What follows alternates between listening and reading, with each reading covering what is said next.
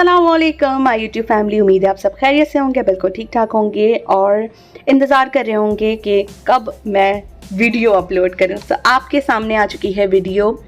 ये हमारी the one की दो न्यू लॉन्च हैं, जिसमें एक है लूज़ पाउडर और एक है इसका ब्रश। तो मैंने सोचा कि इसको भी आपके साथ शेयर करूं।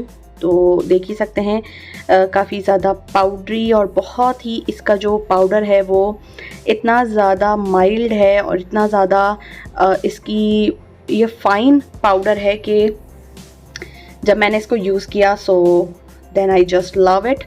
और जब मैंने उसको ऑफिस में ट्राई किया उसके बाद मैंने इसको अपने लिए ऑर्डर कर लिया और अब मैं इसको 3-4 दिनों से ट्राई कर रही हूँ, यूज़ कर रही हूँ। सबसे अच्छी बात ये कि वाइट कास्ट आपकी चेहरे पर नहीं छोड़ता। I have a whitish complexion. अभी आप कलर देख रहे होंगे कि मैंने इसका स्वॉच शेयर किया है तो ये काफ़ी ज़्यादा ब्राइटन अप लग रहा है, वाइट लग रहा है। लेकिन जब आप इसको अपने फाउंडेशन के ऊपर अप्लाई करेंगे तो जैसा आपका फाउंडेशन शेड होगा ये उस हिसाब से आपके फेस पर एडजस्ट हो जाएगा। ब्रश मैंने नहीं लिया था क्योंकि ब्रश मेरे पास ऑलरेडी हैं, लेकिन इस ब्रश को देखने के बाद मैं ब्रश भी लेने वाली हूँ। बहुत ही खूबसूरत ब्रश है।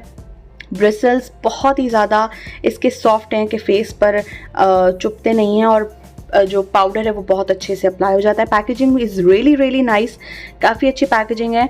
और ये बाहर इसलिए निकला हुआ नज़र आ रहा है क्योंकि काफ़ी सारे लोगों ने इसको शायद ट्राई किया हो, बट जो मेरे पास है वो मैंने उसको काफ़ी अच्छी हालत में रखा हुआ है।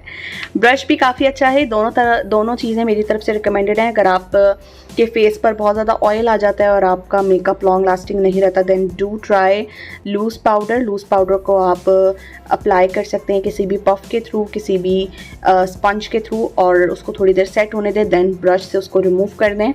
और अगर स्किन ड्राई रहती है और तो पाउडर आपको ज़्यादा लगाने की ज़रूरत नहीं है, देन आप ब्रश की हेल्प से हल्का सा पाउडर लेके पूरे फेस पे अप्लाई करें।